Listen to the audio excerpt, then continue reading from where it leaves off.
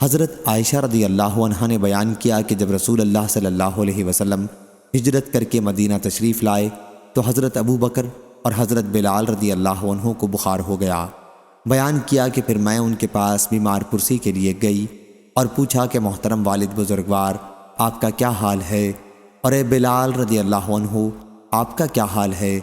بیان کیا کہ جب حضرت ابو بکر رضی اللہ عنہ کو بخار ہوا تو وہ یہ شعر پڑھا کرتے تھے: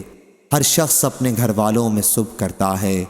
اور موت اس کے تسمے سے بھی زیادہ قریب ہے۔ اور حضرت بلال رضی اللہ عنہ کا جب بخار اترتا تو بلند آواز سے وہ یہ اشعار پڑھتے: کاش مجھے معلوم ہوتا کہ میں ایک رات وادی مکہ میں اس طرح گزار سکوں گا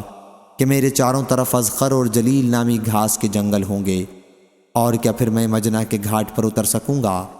اور کیا کبھی شامہ اور طفیل میں اپنے سامنے دیکھ سکوں گا۔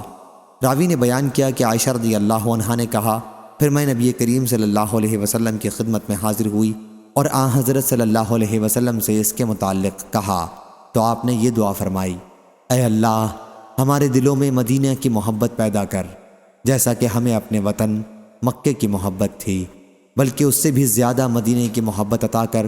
اور اس کی آب و ہوا کو صحت بخش بنا دے، اور ہمارے لیے اس کے سا اور مد میں برکت عطا فرما اور اس کے بخار کو کہیں اور جگہ منتقل کر دے، اسے جحفہ نامی گاؤں میں بھیج دے۔ صحیح بخاری حدیث نمبر 5677۔